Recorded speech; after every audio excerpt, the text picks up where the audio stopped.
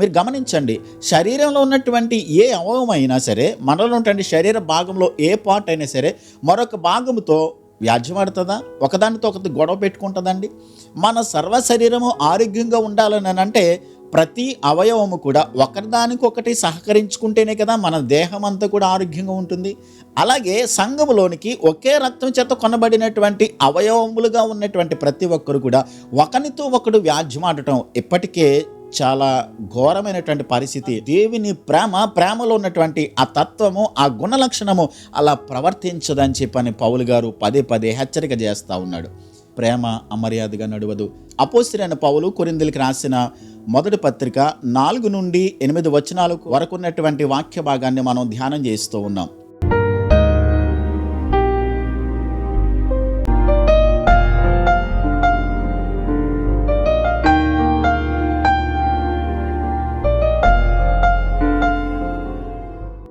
యేసుక్రీస్తు నామములో వాక్యం వింటున్న మీ అందరికీ లివింగ్ గాడ్ మినిస్ట్రీ నుండి ప్రత్యేకమైన వందనాలు తెలియజేస్తున్నాం. దేవుడు ప్రేమ స్వరూపై ఉన్నాడు.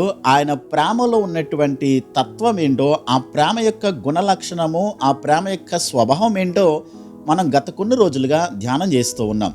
ఇప్పటి వరకు కూడా 5 విషయాలు మనం ధ్యానం చేసాం. 6వది ప్రేమ అమర్యాదగా నడువదు. ప్రేమ అననుకూలంగా, అనాలోచనగా, అగౌరవంగా, దుర్మార్గంగా, మొరటుగా, సభ్యత లేని విధంగా ప్రేమ ఎన్నడూ కూడా ప్రవర్తించదు అనే సత్యాన్ని వాక్యం మనకి స్పష్టంగా చెబుతుంది. కొరింథీ సంఘానికి పౌలు గారి పత్రికను రాస్తూ అక్కడ ఉన్నటువంటి పరిస్థితులను బట్టి, స్థితిగతులను బట్టి ఆయన పత్రికను రాస్తూ ఉన్నాడు. కొరింథీ పట్టణంలో ఒక ఎత్తైన కొండ మీద అఫ్రోడైట్ అనేటువంటి ఒక ప్రేమకు సంబంధించినటువంటి దేవత గుడి ఉండేది. అక్కడ 1000 మంది దేవదాసులు ఉండేవారు. ఆ వ్యాపార నిమిత్తం వచ్చినటువంటి, ఆ పట్టణానికి వచ్చినటువంటి అనేక మంది ఆ దేవాలయాన్ని సందర్శించి ఆ దేవదాసులతో పాపం చేస్తే డైరెక్ట్గా స్వర్గానికి వెళ్ళిపోతాము, పుణ్యం కలుగుతుందనేటువంటి ఆలోచనతో నైతిక విలువలన్నీ కూడా విడిచిపెట్టేసి, నైతిక పద్ధతులన్నిటిని కూడా మర్చిపోయి పక్కన పెట్టేసి వాళ్ళు ఇష్టానుసారంగా బ్రతుకుతున్నప్పుడు అపోస్తలుడైనటువంటి పౌలు ఆ పట్టణానికి వెళ్ళి సువార్తను ప్రకటించినప్పుడు చాలామంది కూడా దేవుని వాక్యాన్ని విని సంఘంలో చేర్చబడి మారు మనసు పొంది దేవుని వాక్యానుసారంగా జీవించడానికి వారు తీర్మానించుకుని రక్షింపబడి సంఘంలో చేర్చబడ్డారు. కొంతకాలం గడిచిన తర్వాత వాళ్ళలో మరలా భేదాభిప్రాయం వచ్చి, కక్షలు, భేదాభిప్రాయాలు, క్రోధముతో ఒకరినొకరు కూడా పగతో, కక్షతో భయంకరంగా సంఘంలోనే వారు కొట్టుకుంటున్నటువంటి పరిస్థితికి వచ్చినప్పుడు అపోస్తలుడైనటువంటి పౌలు ఈ పత్రికను రాస్తూ ఏం చెప్తున్నాడు అని అంటే, ప్రేమలో ఉన్నటువంటి తత్వాన్ని గురించి, ప్రేమ యొక్క స్వభావాన్ని గురించి మాట్లాడుతూ ప్రేమ అమర్యాదగా నడవదు. మీరు ఒకప్పుడు పాపంలో బ్రతికారు, ఒకప్పుడు లోక సంబంధమైనటువంటి పద్ధతులను ఆచరించి వచ్చారు, కానీ ఇప్పుడు మరలా పాతవి ఏవైతే మీరు విడిచిపెట్టి వచ్చారో అవే పద్ధతికి, అవే అలవాట్లకు, అవే ఆచారాలకు మరలా తిరిగి వెళ్ళిపోతా ఉన్నారు. అది మంచి పద్ధతి కాదు. నిజంగా మీలో ప్రేమ ఉన్నట్లయితే ఆ ప్రేమలో ఉండేటువంటి తత్వం ఏంటనంటే, ఆ ప్రేమ అమర్యాదగా నడవదు. తోటి వారిని గౌరవిస్తుంది, తోటి వారి పట్ల మర్యాదగా నడుచుకుంటుంది, మొరటుగా ప్రవర్తించదు, అగౌరవంగా ఎన్నడూ కూడా దేవుని ప్రేమలో ఉన్నటువంటి ఆ తత్వము, ఆ గుణ లక్షణము అలా ప్రవర్తించదని చెప్పని పౌలు గారు పదే పదే హెచ్చరిక చేస్తూ ఉన్నాడు. గమనించండి, ఒకప్పుడు వీళ్ళ లోకంలో ఉన్నప్పుడు ఏ పద్ధతిని ఆచరించారనంటే, అపోస్తలుడైన పౌలు కొరింథీయులకు రాసిన మొదటి పత్రిక 6వ అధ్యాయం 6 నుండి 11 వచనాల్లో, సహోదరుడు సహోదరుని మీద వ్యాజ్యమాడుచున్నాడు, మరి అవిశ్వాసులు ఎదుటనే వ్యాజ్యమాడుచున్నాడు. ఒకని మీద ఒకడు వ్యాజ్యమాడటం మీలో ఇప్పటికే కేవలం లోపము. అంతకంటే అన్యాయము సహించటం మేలు కదా? దానికంటే మీ సొత్తులను అపహరింపబడనిచ్చుట మేలు కదా? అయితే మీరే అన్యాయం చేయుచున్నారు, అపహరించుచున్నారు, మీ సహోదరులకే ఇలాగ చేయుచున్నారు. అన్యాయస్తులు దేవుని రాజ్యమునకు వారసులు కానేరని మీకు తెలియదా? మోసపోకుడి, జారులైనను, విగ్రహారాధికులైనను, వ్యభిచారులైనను, ఆడంగితనము గలవారైనను, పురుష సంయోగులైనను, దొంగలైనను, లోభులైనను, త్రాగుబోతులైనను, దోషకులైనను, దోచుకుని వారైనను దేవుని రాజ్యమునకు వారసులు కానేరరు. మీలో కొందరు అట్టివారై ఉంటిరి. ఒకప్పుడు అపవిత్రతమైనటువంటి జీవితాన్ని కొనసాగించారు, అదే పరిస్థితిని సంఘంలోకి తీసుకొచ్చారు. ఒకప్పుడు నైతిక పద్ధతులను విడిచిపెట్టి బ్రతికారు, ఇప్పుడు అదే పద్ధతిని మరలా తీసుకొచ్చి నైతిక విలువలు విడిచిపెట్టేసి ఒకరితో ఒకడు వ్యాజ్యమాడటం, జారత్వం, భయంకరమైన పరిస్థితులు సంఘంలో చోటు చేసుకున్నాయి.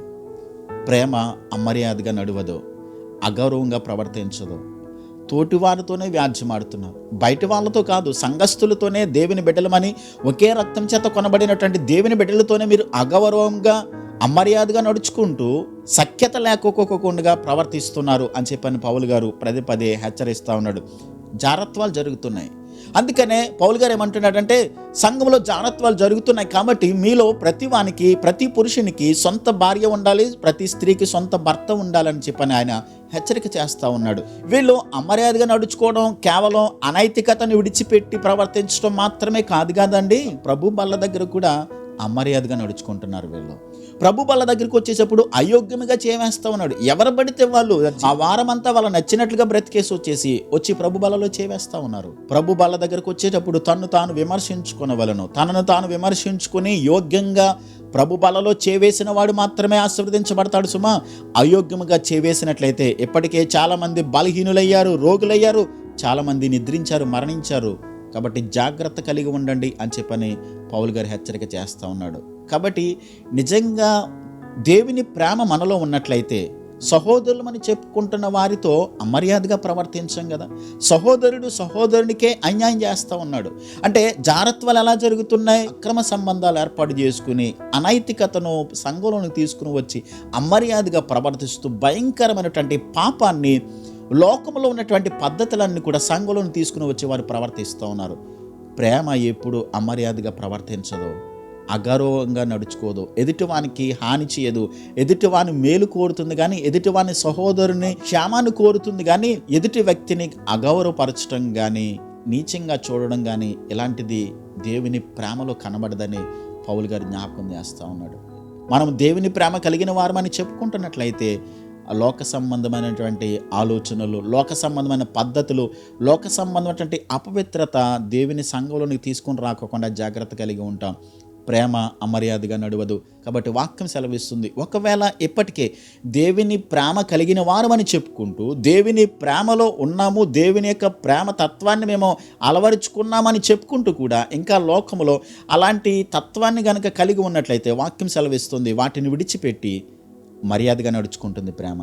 ప్రేమ గౌరవంగా నడుచుకుంటుంది, ఎదుటివానికి విలువనిస్తుంది, తనకంటే ఎదుటి వాళ్ళను గొప్పవాళ్ళుగా ఎంచుతుంది, వారి పట్ల బాధ్యత కలిగి నడుచుకుంటుంది, ఐక్యత కలిగి క్షేమాన్ని కోరి దేవుని సంఘము క్షేమాభివృద్ధి చెందడానికి దేవుని ప్రేమ ఎప్పుడూ ప్రయత్నం చేస్తూనే ఉంటుంది. కానీ అగౌరవంగా అమర్యాదగా నడుచుకోవడానికి ఎన్నడూ ప్రయత్నం చేయదు. గమనించుదాం, మనం పరీక్షించుకుందాం. ఒకవేళ ప్రభు బలను సమీపించేటప్పుడు కూడా అయోగ్యముగా మనకు నచ్చినట్లుగా బ్రతికేసి వారమంతా కూడా వచ్చేసి ప్రభు బలలో చేవేస్తున్నారేమో, అది మంచిది కాదు. అది మన శాపానికి తప్ప ఆశీర్వాదానికి కాదు. కాబట్టి మనము దేవుని సన్నిధికి వెళ్ళి ప్రభు బలలో చేవేసేది ఆశీర్వాదం పొందడానికే వెళ్ళాలి తప్ప శాపానికి కొని తెచ్చుకునే వాళ్ళుగా ఉండకూడదని దేవుని వాక్యాన్ని బట్టి మనం హెచ్చరిక చేయబడుతున్నాం. మనము కూడా దేవుని యొక్క ప్రేమను కలిగి ఉండి మర్యాదగా నడుచుకుంటూ, గౌరవంగా నడుచుకుంటూ, యోగ్యమైన రీతిలో ప్రభు బలలో సహవాసంలో కొనసాగుతూ దేవుని ఆశీర్వాదాన్ని పొందుకునే వారిగా ఉండాలని దేవుని వాక్యాన్ని బట్టి మనం హెచ్చరిక చేయబడుతున్నాం. చిన్న ప్రార్థన చేద్దాం. ప్రేమ కలిగిన తండ్రి, మా గొప్ప దేవ, అపోస్తలుడైన పౌలు నాయన ప్రేమ అమర్యాదగా నడవదు, తోటి సహోదరుల పట్ల, సహోదరి పట్ల, సోదరుని పట్ల కూడా మర్యాదగా నడుచుకుంటుంది. కక్షలు, భేదాభిప్రాయాలు, అసూయలు, కలహాలు ఏమీ లేకోకుండా మర్యాదగా నడుచుకుంటుందని, ఐక్యత కలిగి సఖ్యత కలిగి నడుచుకుంటుందని, ప్రభు బలలో సమీపించేటప్పుడు యోగ్యమైన రీతిలో పాలు పొందడానికి ప్రయత్నిస్తారని ప్రభా మీ వాక్యాన్ని బట్టి మేము హెచ్చరిక చేయబడుతున్నాం. ఎంతమంది అయితే ఈ మాటలు వింటున్నారో ప్రతి ఒక్కరు కూడా ప్రేమని కలిగి మర్యాదగా నడుచుకోవడానికి, ఒకరినొకరు గౌరవించుకోవడానికి, సఖ్యత కలిగి నడుచుకోవడానికి కృపను చూపించి మీ ప్రేమతో నింపి బలపరిచి మీరు సహాయం చేయమని యేసయ్య నామములో ప్రార్థించి వేడుచున్నాను మా పరమ తండ్రి. ఆమేన్.